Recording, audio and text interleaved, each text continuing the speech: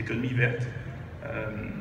Je voudrais rebondir en fait sur la problématique des banquiers commerciaux. Et Monsieur Sanfo Adama ici en est un petit peu le représentant.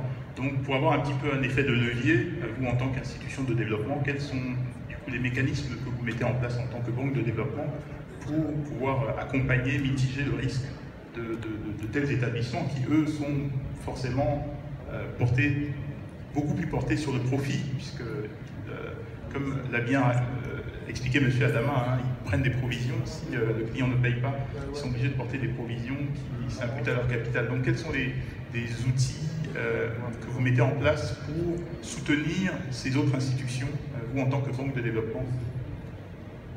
Merci beaucoup. Je voudrais remercier la ministre des Finances d'avoir demandé à Mme Diakité d'étendre son affaire au Burkina. Et ce sont des engagements comme ça que nous souhaitons voir au sein de la banque. Parce que l'intégration régionale est importante. Quelqu'un disait ce matin que le commerce infra-régional en Afrique, le taux est très bas. Et à la Banque africaine de développement, nous voulons effectivement les pays s'engagent à pouvoir s'ouvrir, à pouvoir faciliter les investissements privés au niveau de la région. Et nous espérons pouvoir augmenter de 52% au moins les échanges infra-régionaux dans le total du commerce au niveau du continent. Pour répondre à votre question, c'est une priorité de la Banque africaine de développement. Vraiment, nous souhaitons que nos banques commerciales s'impliquent davantage à investir dans les secteurs qu'elles pensent risqués.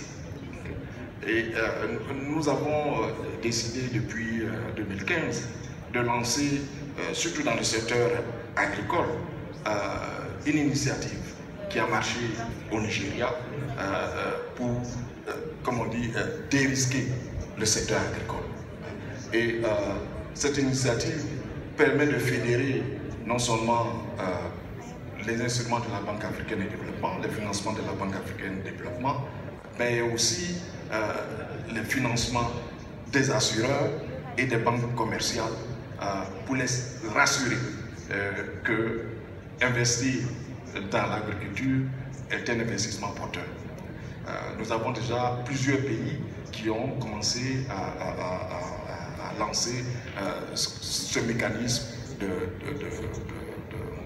risque dans l'agriculture. Nous voulons aussi le faire dans le secteur énergétique et aussi dans d'autres secteurs où on pense que les banques commerciales ont un peu de réticence.